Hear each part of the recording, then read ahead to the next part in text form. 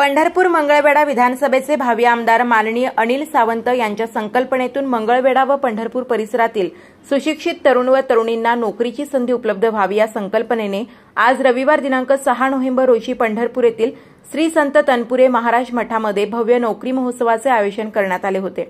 दूरदृष्टी डोळ्यासमोर ठेवून तरुण लोकांच्या हाताला काम मिळावे यासाठी ते कायमच आग्रही राहिल्याचे दिसून येत आहे। कोणतेही राजकीय पद नसताना देखील मी हे करू शकतो अशा संकल्पनेतून त्यांनी या मेळाव्याचे आयोजन केले असून या मेळाव्यासाठी महाराष्ट्रातील नामांकित कंपनीच्या माध्यमातून मुलाखती घेऊन पात्र उमेदवारांना निवडीचे पत्रही जागेवर देण्याची सोय करण्यात आली असून अशा माध्यमातून राबवण्यात आलेल्या या उपक्रमाचे सर्व स्तरातून कौतुक होत असल्याचे पाहावयास मिळत आहे। या नोकरी महोत्सव सोहळ्याचे उद्घाटन पंढरपूरचे माजी नगराध्यक्ष नागेश काका भोसले यांनी केले। यावेळी राष्ट्रवादी काँग्रेसचे शरद पवार गटाचे तालुकाध्यक्ष संदीप मांडवे, आदित्य फत्तेपूरकर, एम पाटील, अमर सूर्यवंशी, संजय बंदपट्टे आदींसह हजारोंच्या संख्येने तरुण सुशिक्षित वर्ग उपस्थित असल्याचे पाहावयास मिळत होते। या कार्यक्रमासाठी आलेल्या मान्यवरांचे आभार श्याम गोगावकर यांनी मानले। मी अनिल सावंत, नवरात्रीच्या सर्वांना खूप खूप शुभेच्छा।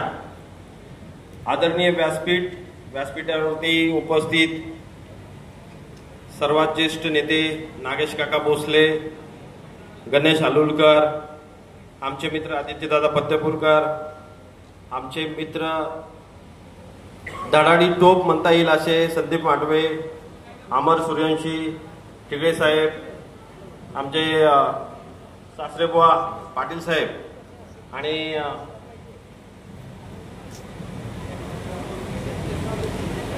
संजय बंदपट्टे साहेब।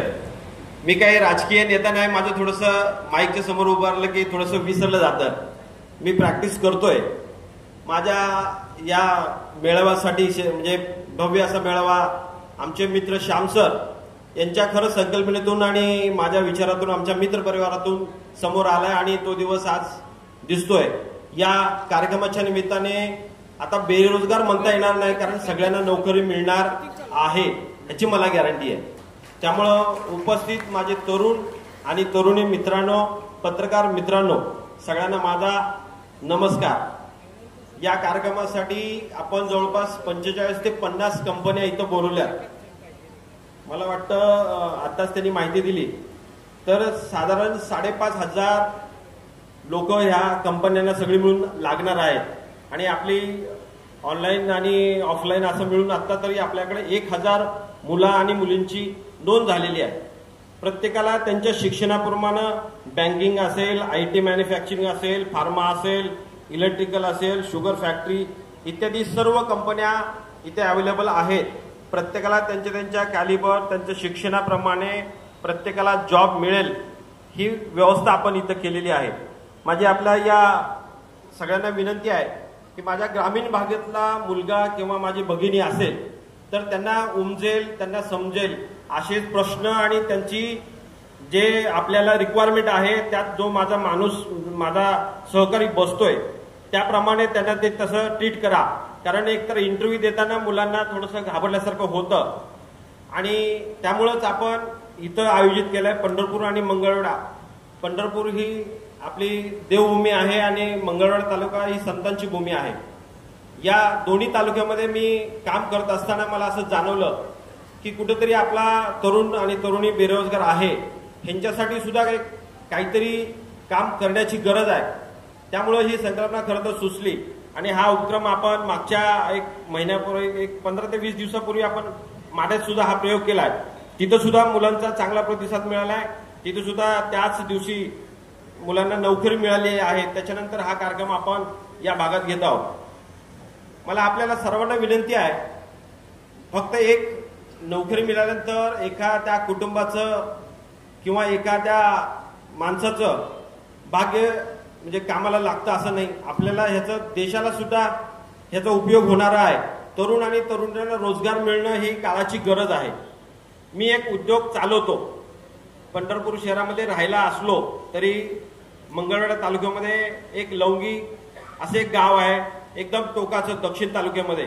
तिथे एक साखर कारखाना चालवतो मी। साधारण 15 वर्ष झालं मी तो काम चालवतोय। तिथं पाण्याचा भाग खूप कमी आहे, ऊस त्याहून कमी आहे।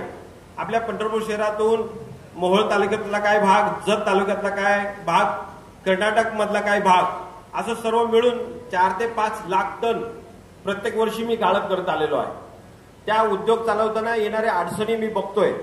मी तुमच्यासारखाच झगडत आणि काम करत आलेला माणूस आहे. मला कोणावरती पण टीका करायची नाही. मगाशी आमच्या मित्राने आदित्य दादांनी सांगितलं की इथं या सगळ्या उद्योग काहीतरी उभारला गेला पाहिजे. पण मी ऑलरेडी एक उद्योग उभा केलेला आहे, तो चालवतोय आणि ते चालवत असताना त्याची जी आता प्रगती आहे ते खूप चांगली आहे.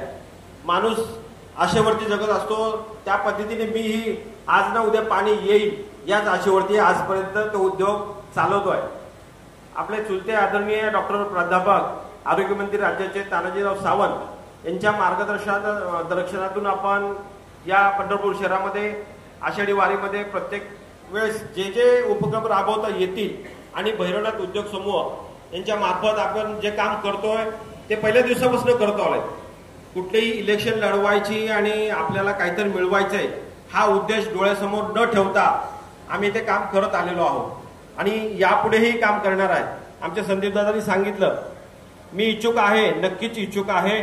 पंढरपूर आणि मंगळवेढा या मतदारसंघासाठी येणारी विधानसभा हिच्यासाठी मी माननीय पवार साहेबांच्याकडे भेटून तशी इच्छा व्यक्त केलेली आहे आणि आता येणारा भविष्यकाळ ठरवेल की काय होणार आहे. आमचे इथे नागेश काका बसलेत, आम्ही सगळेच इच्छुक आहोत. आम्ही सगळेजण मिळून जाऊन पवार साहेबांना जे काही सांगायचंय तो निरोप दिलेला आहे. त्याचं काय होणार आहे आज तर मला माहिती नाही, पण पॉझिटिव्ह होईल अशी पांडुरंगाच्या चरणी प्रार्थना करतोय.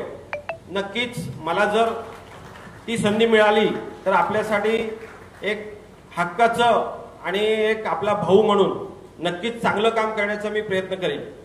हा माणूस किंवा मला जर तुम्ही सगळ्यांनी निवडलं तर नक्कीच चुकीच्या माणसाला आपण निवडलंय ह्याची खंत आपल्याला येणार नाही एवढा शब्द मी माझ्याकडे देऊ शकतो. राहिला भाग या उद्योगधंद्याचा, हे सोडून हे पुढचं विधानसभेचं जे काय होईल ते आज सांगू शकत नाही. तरी पण हा अनिल सावंत भैरवनाथ उद्योग समूहामार्फत आपल्यासाठी कायम काम करत राहणार आहे. उद्याच्याला ही विधानसभा होऊ देत नाहीतर नाही होऊ देत. मला जर संधी मिळाली तर ह्याच्यापेक्षा चांगलं काम नक्कीच करेन. नाही मिळाली तरी पण मी आपल्यासाठी कोणतंही काम करण्यास कधीही कमी पडणार नाही. आपल्या या कंपनीच्या ह्यांना जे आयोजित केलेलं आहे त्यांना माझी एकच प्रार्थना आहे, मागणी आहे की माझ्या ग्रामीण मधला मुलगा किंवा भगिनी असेल त्यांच्यासाठी परत एकदा तुम्हाला विनंती करतोय की त्यांना व्यवस्थित त्यांच्या प्रश्नाची उत्तरं किंवा त्यांना समजेल असं विचारून त्यांना आपण इथल्या इथं नोकरी देण्याचं काम जे आपण मला आश्वासित केलंय त्याप्रमाणे व्हावं. आणि परत एकदा एवढ्या मोठ्या संख्येनं आपण या मेळाव्याला उपस्थित राहिलात त्याबद्दल आपलं सर्वांचं स्वागत करतोय आणि पुढील कामासाठी आपल्याला जास्त वेळ न घेता त्यांना आश्वासित करतोय की आपण जास्त वेळ न घेता मुलांना मोकळं करा.